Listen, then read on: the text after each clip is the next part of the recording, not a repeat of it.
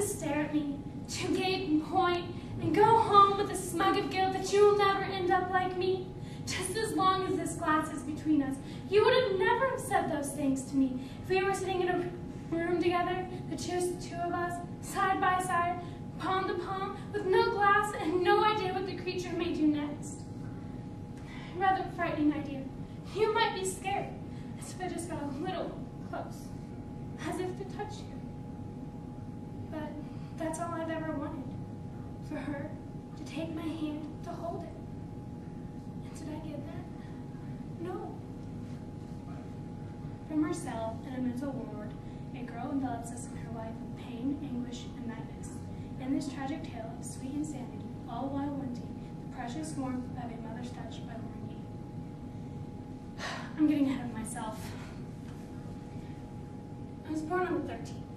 See, I've been told often stories that my mother cried for days after I was born.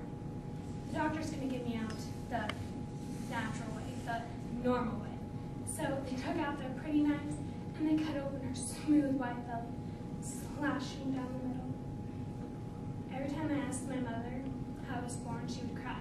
She said that if she would have known that she was going to cut open, she would have never had a child in the first place.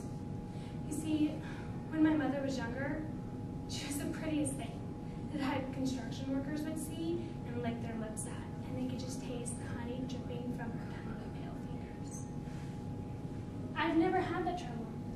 You see, my mother was the one who kept all the pretty genes, hoarding them around so when people saw us side by side, they would wonder what kind of accident caused such a beautiful woman to give birth to such an unsightly creature.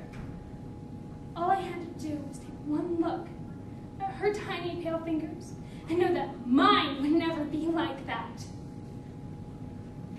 Keep your dirty hands off me.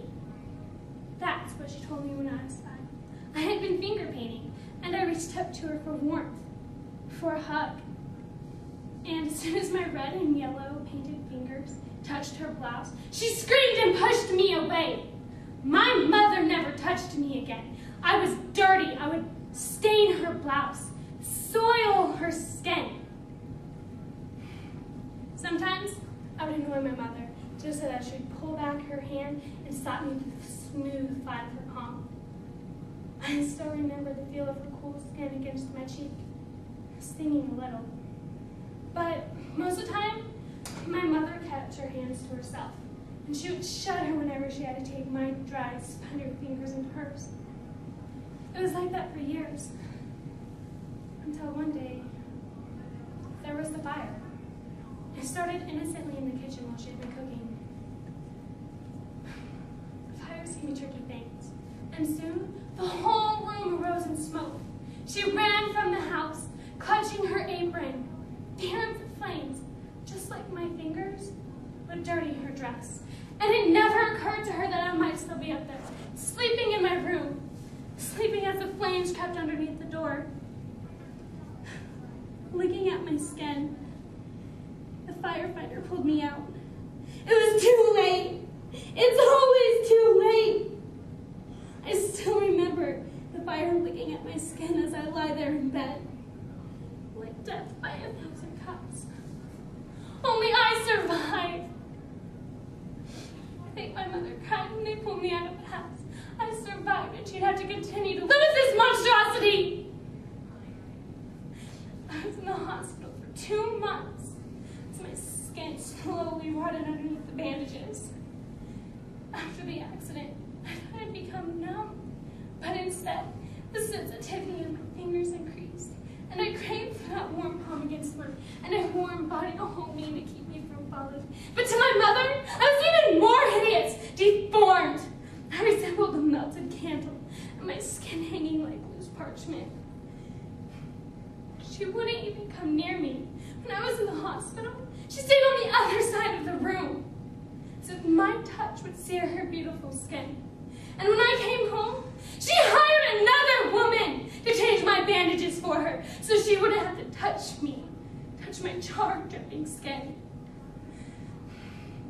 I was a fool to think that she would care about me, that she would love me. I finally became that hideous creature my mother saw. My deformed image haunted her in her sleep. She had so many nightmares after I was born. My mother, she was the prettiest thing when she was asleep. She used to come home and lay down on the couch in her best pearls after a day from work. She'd lay so still that I couldn't think she was breathing at all. But if you got close, really close, you could see her shallow breaths as her ribcage bobbed up and down like ripples in a lake. It was the only time I could touch her, the only time I could feel her delicate fingerprints against my cheek, the only time I felt safe and loved. But one day as I sat beside her, she awoke and saw that I, the filthy creature that I was, had dared to touch her beautiful skin. So she screamed! My own mother screamed! She couldn't bear the thought of my clumsy blistered fingers against her swan-like throat. And all I could think about was stopping her horrible screaming, her screaming! So maybe she would care about me. Maybe she wouldn't think I was so hideous. Maybe she would hold me. So I grabbed her throat fast in place, and I pinned her against the couch, till she stopped. And then I could hold her as long as I wanted. I could feel her milky white hand against mine, and not worry about her screaming. Eventually, we took her away in white. The black bags had tucked snow like a cocoon. And when they buried her in the soft, white ground, you could see the black blue silhouette of hands on her neck. My hands. And then they took me away. They brought me here, to this white house, just like my old one. It had clean walls, shiny floors. Everything was clean here, including my clothes. They were just like everybody else's. And for the first time, I was the same. Perfectly, wonderfully normal. Twice a day, once in the morning and once at night, a lady would come in dressed in white. She'd feed the sweetest medicine into my arm, like a mother feeding her baby. And when she did it, she held my arm steady. And for a moment, just a moment, I felt warm and safe. So stare at me all you want.